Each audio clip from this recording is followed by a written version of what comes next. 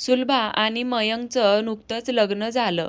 लग्न अगदी थाटामाटात पार पडलं. नव्या नवलाईचे दिवस सरून सुलभा संसारात रमू लागली. सासूबाई तिच्या तशा घमंडीच होत्या. प्रॉपर्टीचा त्यांना जरा जास्तच गर्व होता. सुलभा मध्यम कुटुंबातील मुलगी होती. आई-वडिलांनीही तिच्याकरिता काही कमी केले नव्हते. सासरच्या लोकांच्या सगळ्या अटी मान्य करून आई-वडिलांनी तिचं लग्न लावून दिलं होतं. सुलभा आणि मयंकचं प्रेम दिवसेंदिवस बहरत होतं. त्यात सुलभाने आनंदाची गोड बातमी काही महिन्यातच मयंकला दिली होती. त्याच्या आनंदाला तर पारावारच उरला नाही. घरातील काम करून प्रेग्नन्सीमध्ये सुलभा थकून जात असत. सासूच्या धाकाने मात्र सुलभा नेटाने काम ओढत होती. दुपारी आराम केला तर सासूबाई टोमणे मारत असत. आम्ही नाही बाई एवढा आवाचा बाव केला कधी. आम्हालाही झाली पोरं. त्यांच्या बोलण्याने तर तिने दुपारचं झोपणं सोडून दिलं. प्रेग्नन्सीमुळे सुलभाची अन्नावरची वासनाच उडाली. जेवणाचा वास जरी आला तरी तिला मळमळ होत असत. त्यामुळे केलेला स्वयंपाक तिचा तसाच शिल्लक राहू लागला. त्यावरूनही सासूबाईचे तिला जास्तीचेच टोमणे मिळू लागले होते. होणारी मळमळ, गरगर तिला सहन होत नव्हतं. सारखं पडून राहू वाटायचं. पण समजून घेणारी कसली ती सासू. नुसता टोमण्याचा भडीमार नको म्हणून ती नाईलाजाने दिवस ढकलत होती. घरात काही नको ते तिला खायला होतं, पण तिची खायची इच्छा होत नसे.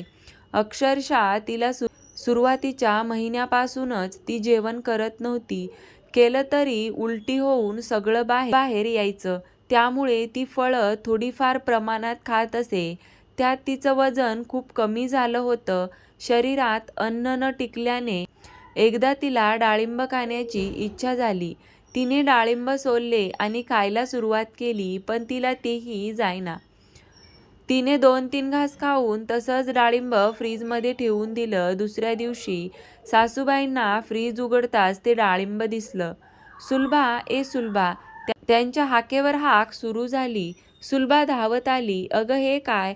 तुला एवढंही डाळिंब जास्त झालं का? इथं मिळतंय म्हणून माज आला का?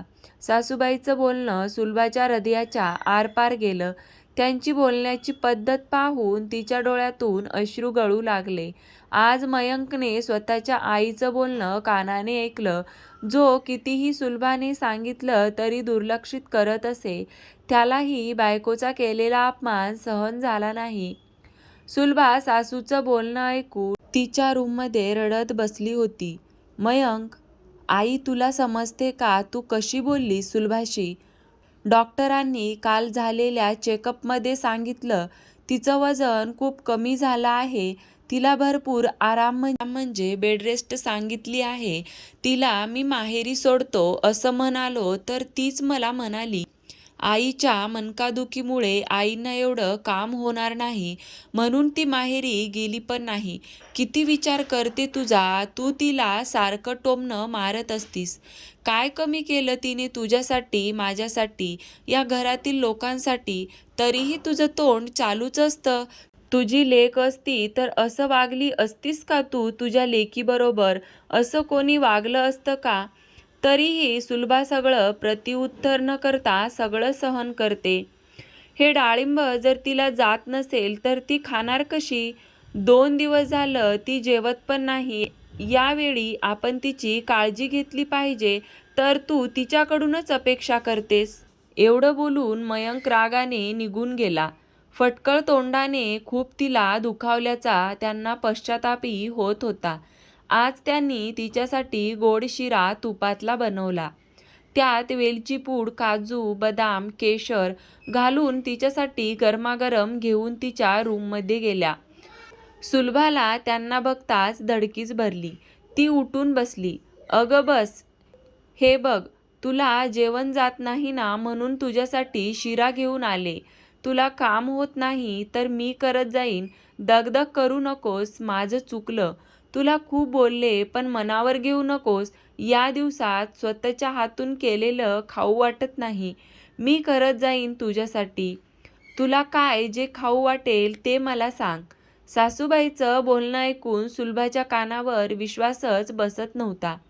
त्यांच्या बोलण्याने तिला भरून आलं. ती त्यांच्या कुशीत रडू लागली. सासूबाई कशा असल्या तरी तिने मनापासून त्यांना लग्नानंतर आई मानलं होतं आणि माफही केलं होतं. सुलभाला रूममध्ये मयंकचं सगळं बोलणं ऐकू गेलं होतं. एवढं प्रेम करणारा नवरा मिळाल्याने ती खूप खुश झाली होती.